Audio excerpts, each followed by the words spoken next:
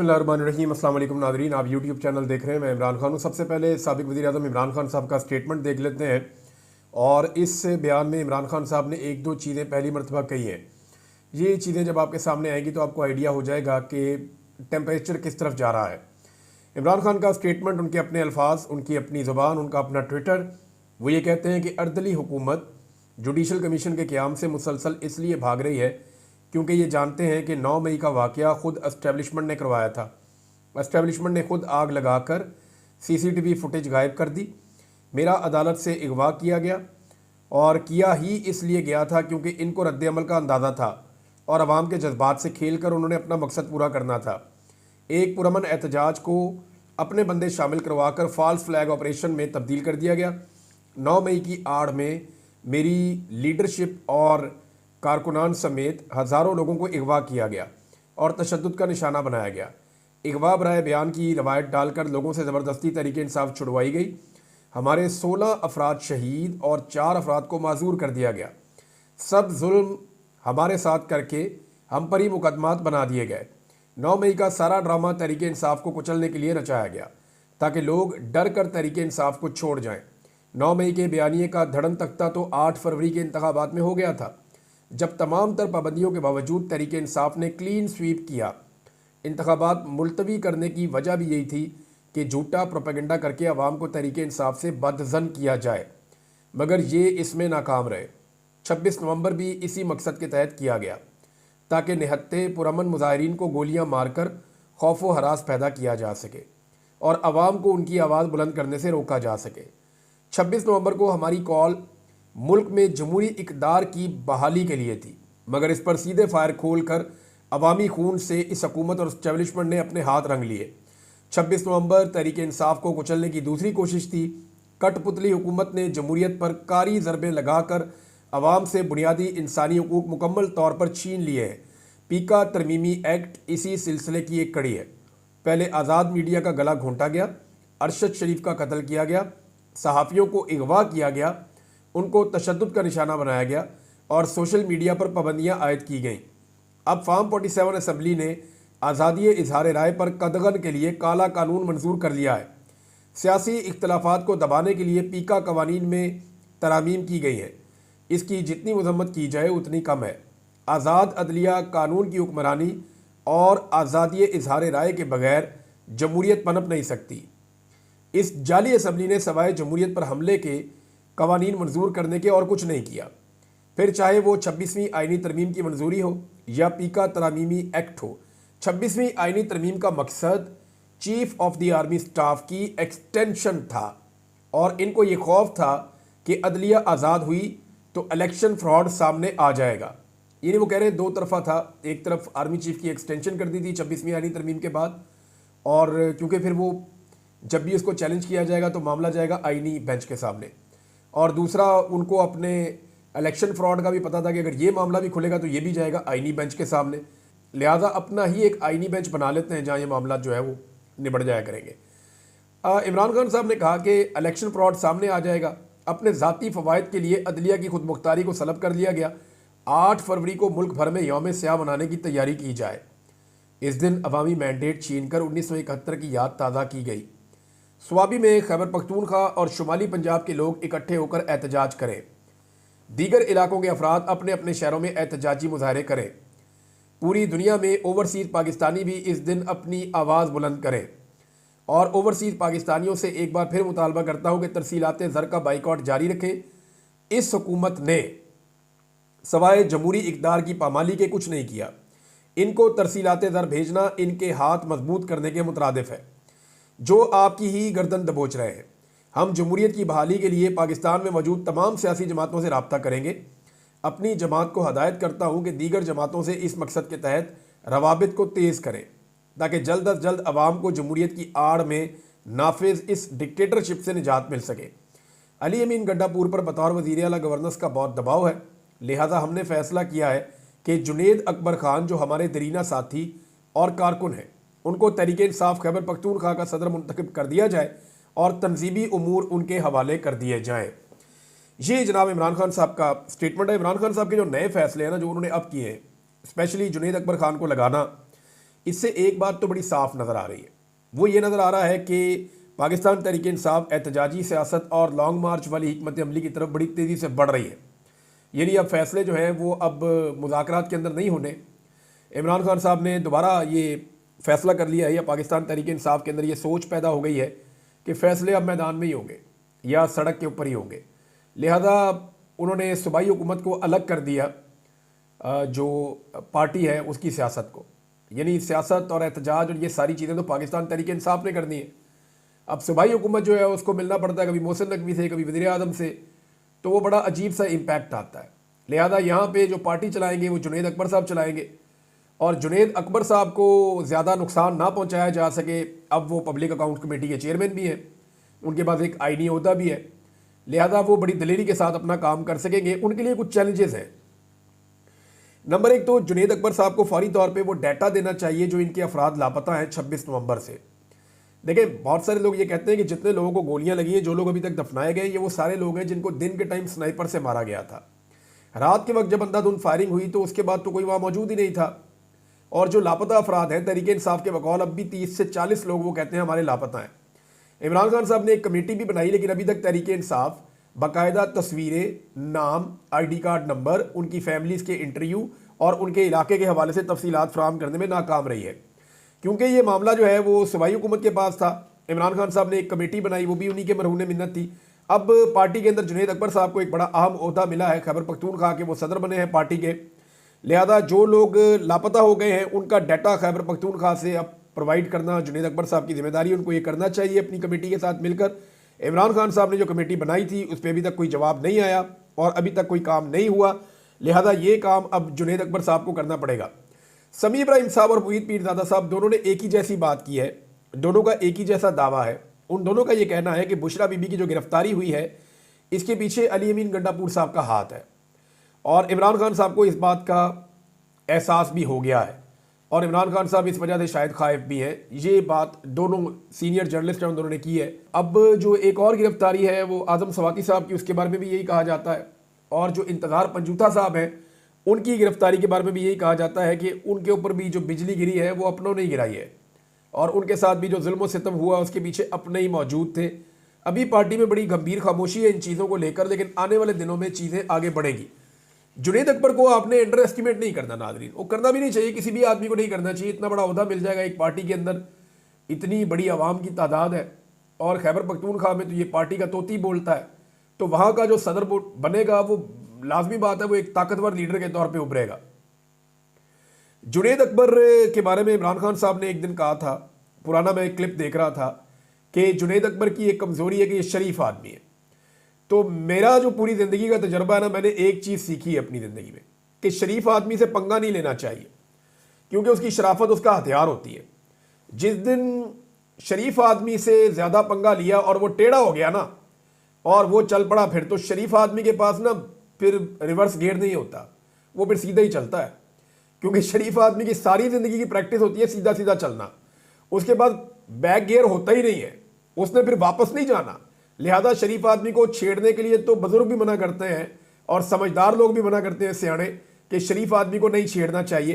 तो जुनैद अकबर वो शरीफ आदमी है जिसको बहुत छेड़ा गया है, लेकिन इसके बावजूद वो डट कर खड़ा रहा, हत्ता कि उसकी अपनी पार्टी के अंदर भी उसके खिलाफ मुखालफत हुई। लेकिन जुनैद अकबर को ये ओहदा मिलने के बाद पाकिस्तान तहरीक इंसाफ के अंदर बहुत सारे लोगों को उम्मीद बनी है कि इमरान खान साहब दोबारा से एक एक्टिव पॉलिटिकल सिनेरियो बना रहे हैं पाकिस्तान तहरीक इंसाफ के अंदर, पंजाब में भी और खैबर पख्तूनख्वा में भी। पंजाब में जैसे ही उनका नाम आया आलिया हमदा साहिबा का, तो उनकी एक्टिविटीज़ भी शुरू हो गई और उन्होंने रावलपिंडी में एक मीटिंग भी की है। और अब जो 8 फरवरी के हवाले से इमरान खान साहब का पैगाम है कि एक एहतजाजी दिन मनाया जाएगा, यौम स्याह मनाया जाएगा। पूरी पार्टी 8 फरवरी की तैयारी कर रही है। 8 फरवरी को पाकिस्तान तहरीक इंसाफ एक मोमेंटम पकड़ेगी और इस मोमेंटम को उन्होंने आगे लेकर जाना है। अब देखना यह है कि क्या 8 फरवरी को दोबारा से पाकिस्तान की हुकूमत उसी तरह कंटेनर लगाएगी, उसी तरह आंसू गैस चलाएगी, उसी तरह रबड़ बुलेट चलाएगी, उसी तरह लोगों की चादर और चार दीवारी का तकद्दुस पामाल करेगी, उसी तरह ख़वातीन और बच्चों को हिरासा करेगी, या जो बाइडन के जाने के बाद पाकिस्तान की हुकूमत की पॉलिसी बदल जाएगी। ये टेस्ट आपको 8 फरवरी को पता चल जाएगा कि पाकिस्तान का जो रिजीम है इस वक्त, एस्टेब्लिशमेंट और हुकूमत का जो गठजोड़ है, ये क्या करता है, या मिलिट्री बैक्ड गवर्नमेंट जो है पाकिस्तान में, ये किस तरह से अब 8 फरवरी के मामले में पाकिस्तान तहरीक इंसाफ को कुचलने की कोशिश करती है। बहरहाल जिस तरह इन्होंने साहबजादा हामिद रजा साहब के मदरसे के ऊपर अटैक किया है, वो अटैक असल में जो मुज़ाकरात हो रहे थे उनके ऊपर एक ड्रोन हमला साबित हुआ है। ये बात जो है अली मोहम्मद खान साहब ने भी की है और ये ऑब्वियस है, ये कॉमन सेंस की बात है कि जब मुज़ाकरात चल रहे हैं तो जो शख्स मुज़ाकराती कमेटी का हिस्सा है और उसके अंदर एक बड़ा की रोल है उस आदमी का, आप उसके वो प्रेस कॉन्फ्रेंस करना चाहता है, आप पुलिस का भारी नफरी भिजवा के एक छापा मार देते हैं, तो इसका मतलब ये है कि आप नहीं चाहते कि मुज़ाकरात आगे चले। और वो छापा पड़ा है फैसलाबाद में जहां मरियम नवाज की हुकूमत है। तो मरियम नवाज और नवाज शरीफ तो घर बैठ के प्लान करते हैं ना कि आज क्या करना है, लिहाजा मियाँ नवाज शरीफ साहब को ये मुज़ाकरात सूट तो करते नहीं है, क्योंकि इस छापे से पहले शहबाज शरीफ, नवाज शरीफ और मरियम नवाज की एक मीटिंग भी हुई थी, जो रिपोर्ट भी हुई थी छुट्टी वाले दिन, और उसके बाद फिर ये छापा पड़ गया और उस छापे के बाद जो है मुज़ाकरात फारिग हो गए। अब मौजूदा हुकूमत भी इस वक्त मोहसिन नकवी के दौरा अमेरिका को डिसओन कर रही है। देखिए, मोहसिन नकवी की जो नाकामी है वो तो आलमी मीडिया की जीनत भी बन गई है, वॉइस ऑफ अमेरिका की रिपोर्ट भी आ गई है, बहुत सारे जो जर्नलिस्ट हैं, सीनियर गैर मुल्की सहाफ़ी, वो भी इसके ऊपर बात कर रहे हैं कि ये कैसा वज़ीर दाखिला है जो एक मिशन पे आया अमेरिका में और जिस आदमी को वो मिलता है मिशन उल्टा हो जाता है और वो आदमी इसके मुखालिफ के साथ खड़ा हो जाता है। इमरान खान को किसी से बात करने का मौका नहीं मिल रहा, लेकिन इमरान खान के मुखालिफिन जो हैं वो बात करने के बावजूद भी नाकाम हो रहे हैं और ओवरसीज़ पाकिस्तानियों को कामयाबी हो रही है। अभी एक प्रोग्राम और हुआ पाकिस्तान तहरीक इंसाफ का और अमेरिका में, जिसमें मुईद पीरज़ादा को मैंने सुना, वजाहत साहब को सुना, मैंने डॉक्टर शहबाज गिल को सुना, और उसमें कुछ गैर मुल्की और कुछ तंजीमें थी इंसानी हकूक़ की और कुछ ओवरसीज़ पाकिस्तानी थे। तो वो बड़ी तेज़ी से अमेरिका में अपने प्रोग्राम कर रहे हैं। आने वाले दिनों में अमेरिका से 2 सरप्राइज़ आपको मिलने वाले हैं।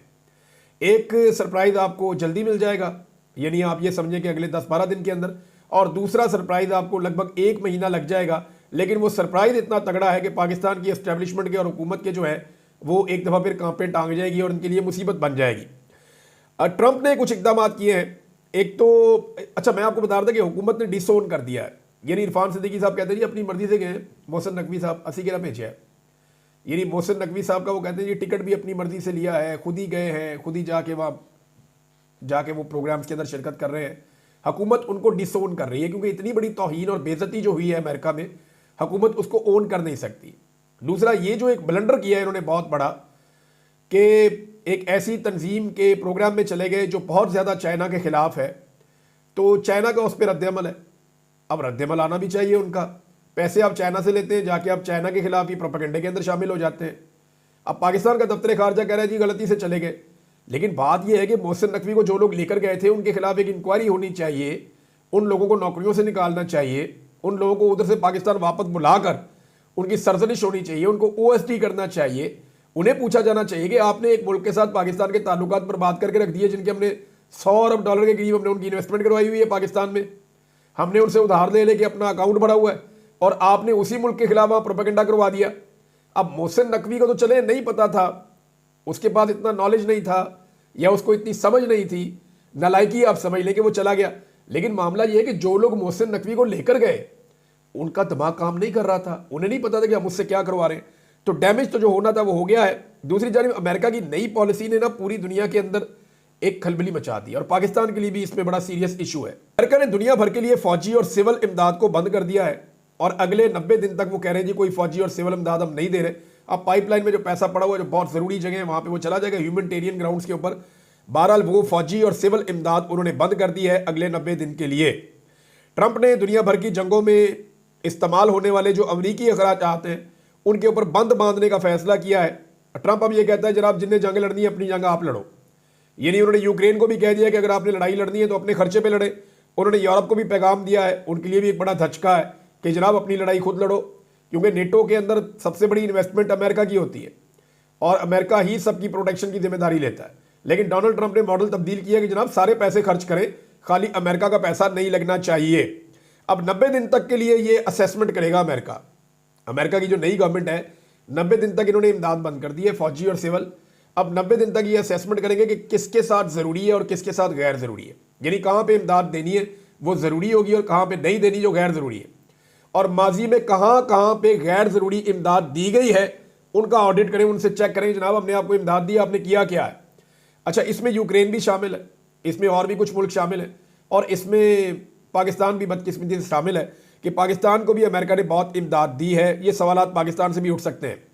अब पाकिस्तानी जो इस वक्त रजीम है, हुकूमत है, उसको फौरी तौर पर यूरोप और अमेरिका में अपना इमेज बहुत जल्दी बेहतर करना पड़ेगा ताकि उनकी इमदाद बहाल हो सके, क्योंकि अगर इमदाद बहाल ना हुई तो पाकिस्तान का बड़ा नुकसान होगा। पाकिस्तान इस वक्त अमेरिकी इमदाद का मोहताज है और पाकिस्तान को ये इमदाद चाहिए, अगर नहीं मिलती तो पाकिस्तान को डैमेज होगा। अब डिपेंड करता है कि पाकिस्तानी हुकूमत इस मामले को कैसे डील करती है। तहरीक इंसाफ नाजरीन आज के दिन में कुछ वाइट पेपर जारी करने जा रही है और एक हफ्ते के अंदर अंदर वो एक डॉक्यूमेंट्री लेकर आ रहे हैं कि रजीम चेंज ऑपरेशन के बाद से लेकर अब तक क्या हुआ, मीडिया के साथ क्या हुआ, सियासी कारकुनों के साथ क्या हुआ, पाकिस्तान तहरीक इंसाफ के साथ ओवरऑल क्या हुआ, किस तरह से इलेक्शन करवाया गया, किस तरह से 9 मई हुआ, किस तरह से 26 नवंबर हुआ। तो वो एक कंप्रीहेंसिव किस्म की डॉक्यूमेंट्री बना रहे हैं और जब ये डॉक्यूमेंट्री बन जाएगी तो ये इंसानी हकूक़ की तंजीमों को बुलाकर एक इजलास करने वाले इस्लामाबाद में, और इन तमाम तंजीमों के हवाले किया जाएगा इस डॉक्यूमेंट्री को, ना सिर्फ पाकिस्तान में बल्कि पाकिस्तान के बाहर भी, जिसके लिए इमरान खान साहब ने एक 15 रुकनी कमेटी बनाई है। मेरी इन्फॉर्मेशन के मुताबिक 1-2 लोगों ने मुझे बताया कि इसमें मजीद लोग भी शामिल किए जाएंगे, क्योंकि इसमें अभी यूरोपियन चैप्टर जो है पाकिस्तान तहरीक इंसाफ का वो मिसिंग है, इसमें कनाडा मिसिंग है, इसमें जो है वो ऑस्ट्रेलिया, जापान और बहुत सारी जगहों पे जो लोग हैं उनको भी एक्टिवेट किया जाएगा और उनको भी शामिल किया जाएगा। जितनी बड़ी कमेटी होगी उतनी इफेक्टिव होगी, उतना तेज़ी से काम करेगी और ये अपने अपने मुल्क में जितने वहाँ पे पॉलिटिशियंस हैं या बड़े ग्रुप हैं या इंसानी हकूक़ की तंजीमें हैं, ये उन सब के साथ शेयर की जाएगी डॉक्यूमेंट्री। तफसीली काम हो रहा है डॉक्यूमेंट्री के ऊपर और आने वाले दिनों में आप ये चीज़ देख लेंगे। जो आलमी तंजीमें हैं उन्होंने भरपूर आवाज़ उठाना शुरू कर दी है। जो पीका ऑर्डिनेंस पाकिस्तान में लाकर अभी नाफिज किया गया, लेकिन ये ऑर्डिनेंस तो वही है, मैं हमेशा से सख्त कवानीन का हामी रहा हूं, लेकिन कवानीन बनाए ना, आप 2 नंबरी तो ना करें। ये तो कानूनी नहीं है, ये तो इन्होंने अजीबोगरीब काम कर दिया, पकड़ के सांस लेने पर इन्होंने पाबंदी लगा दी है और इसका जो इतलाक है वो भी इनकी मर्जी से होगा। यानी दिल कर रहा उसको पकड़ना है तो कोई भी बहाना लगा के उसको उठा लेंगे और वो बंदा बेचारा बेल भी नहीं करवा सकेगा। इनका पूरा का पूरा सिस्टम ये रकमाल बनाने जा रहे हैं, किसी अदालत में भी आपको रिलीफ नहीं मिल सकता। तो इसलिए सहाफ़ती तंजीमें जहां आवाज़ उठा रही हैं, आलमी तंजीमें जहां आवाज़ उठा रही हैं, वहीं एमनेस्टी इंटरनेशनल का एक स्टेटमेंट आया है, इंसानी हकूक़ कमीशन का एक स्टेटमेंट आया है, फ्रीडम नेटवर्क का एक स्टेटमेंट आया है और एक दर्जन भर और तंजीमें हैं जिन्होंने इसके बारे में बातचीत शुरू कर दी है। पीका ऑर्डिनेंस की हुकूमत ले तो आई है, लेकिन इनके गले की हड्डी बन गई है और आने वाले वक्त में ये इन्हीं के खिलाफ इस्तेमाल होगा। ये हो ही नहीं सकता कि कोई गड्ढा खोदे और वो उस गड्ढे के अंदर खुद से ना गिरे। ये मैंने होता हुआ नहीं देखा कभी, ये फिर ये ऐसा ही होगा। IMF ने एक दफ़ा फिर पाकिस्तान को डू मोर कह दिया है और 3 शोबों के उन्होंने कहा जी, पानी के शोबे में, तवानाई के शोबे में और ये जो रेवेन्यू कलेक्शन है या महसूलात आप इकट्ठे करते हैं, टैक्स कलेक्शन, इसके अंदर मजीद इस्लाहात लेकर आए। यानी अब मजीद इस्लाहात के नाम के ऊपर मजीद महंगाई आएगी और जब मजीद महंगाई आएगी तो ये हुकूमत और टिकटॉकर्स खड़े होकर ये कहेंगे देखें जी महंगाई कंट्रोल हो गई है, महंगाई कम हो गई है। ये महंगाई कम नहीं होती, महंगाई के बढ़ने की शरह कम हो जाती है। यानी पहले 40% की शरह से बढ़ रही थी, अब 10% की शरह से बढ़ रही है, लेकिन बढ़ रही है, कम नहीं हो रही। मवाजना करना है तो ऐसे करना चाहिए कि इमरान खान साहब के दौर में फलां चीज़ की कीमत क्या थी और आज फलां चीज़ की कीमत क्या है। नाज़रीन, जस्टिस मंसूर अली शाह साहब ने एक खत लिखा है और ये बड़ा इंपॉर्टेंट है। मैंने आपको 1-2 चीज़ें और बतानी है, वो भी बड़ी अहम है, लेकिन पहले जस्टिस मंसूर अली शाह साहब का जो लेटर है वो आप देख लीजिए। जस्टिस मंसूर अली शाह साहब का रजिस्ट्रार के खिलाफ तौहीन अदालत केस में इंट्रा कोर्ट अपील के बेंच पर एतराज़ आ गया है। उन्होंने जजिस कमेटी को खत लिख दिया है। जस्टिस जमाल मंदोखेल और जस्टिस मोहम्मद अली मदर आईनी कमेटी का हिस्सा हैं। आईनी कमेटी ने ही हमसे मुंतकिल होने वाला केस अपने पास लगाया था, यानी जिनके खिलाफ केस किया है वही क्या अपना केस सुनेंगे। ये जनाब जस्टिस मंसूर अली शाह साहब ने एक लेटर लिखा, लेकिन सवाल ये पैदा होता है कि जस्टिस मंसूर अली शाह साहब को फिर तौहीन अदालत का नोटिस तो उन्हें भेजना चाहिए था जिन्होंने जुडिशल ऑर्डर की खिलाफ वर्जी की थी। जब आप एक कमज़ोर फैसला करते हैं और एक एडमिनिस्ट्रेटर, एक ओहदेदार को आप पकड़ते हैं और जजेस की आप बात ही नहीं करते या आप उन्हें एक्सपोज ही नहीं करते, तो जब आप कमज़ोर तरीके से चलेंगे अदालत में तो फिर तो यही होगा जो मंसूर अली शाह साहब के साथ हो रहा है। पहले भी मंसूर अली शाह साहब ने कई ऐसे काम किए जिसमें वो इंतज़ार करते रहे कि शायद खुद ही इंसाफ हो जाएगा, लेकिन यह इंसाफ होता नहीं है, इंसाफ लेना पड़ता है। शोएब शाहीन साहब ने बताया कि सलार खान काकड़ को नमाज पढ़ने की भी इजाज़त नहीं दी जाती जेल में। वजू करने के लिए, सेल से बाहर निकलने के लिए और वॉशरूम जाने की भी उनको इजाज़त नहीं मिल रही। अब अंदाज़ा करें आप किस तरह का जुल्म और जबर किया जा रहा है। ये सालार खान काकड़ जो है बलूचिस्तान के नौजवान है, वहाँ से इलेक्शन जीतते हुए फार्म 45 के मुताबिक, लेकिन 40 फार्म 47 पे इनके मुखालिफ को जितवा दिया गया, जिसके वोट इनसे नहायत कम थे। अब सालार खान काकड़ जो है वो बलूचिस्तान से एहतजाज करने आए थे, और ये सियासी कारकुन है, ये हथियार उठाकर नहीं आ रहे, ये सियासी कारकुन है, नारा लगा रहे हैं, प्ले कार्ड उठा रहे हैं, एहतजाज कर रहे हैं, ये रिट ऑफ द गवर्नमेंट को भी मानते हैं। ये वो लोग हैं जो जमहूरियत में बिलीव करते हैं, लड़ाई में बिलीव नहीं करते। तो जो नौजवान जमहूरियत के साथ खड़े हैं, उनके साथ भी रियासत अगर वही सलूक करेगी तो रियासत बलूचिस्तान में पैगाम क्या देना चाहती है। सालार खान काकड़ को बिला वजह जो है वो निशाना बनाया जा रहा है, टारगेट किया जा रहा है, क्योंकि इन्हें आइडिया है कि बलूचिस्तान में मकबूल आदमी है और वहाँ पे ये अगली मरतबा भी इलेक्शन जीतेंगे और ये बलूचिस्तान के अंदर तहरीक को आगे लेकर जाएंगे, लिहाजा इनको निशाने इबरत बनाने की कोशिश की जा रही है। एक और गवाही आ गई नादरीन, आफ्ताब शेरपाव, उन्होंने कहा जी इमरान खान के खिलाफ अदम एतमाद लाना सबसे बड़ी गलती थी, अब उसका मुकाबला कैसे किया जाए किसी को कुछ समझ नहीं आ रही, अनकंट्रोलेबल हो चुका। अब तक के लिए इतनी, अपना ख्याल रखिएगा, अपने इस चैनल का भी। अल्लाह हाफ़िज़।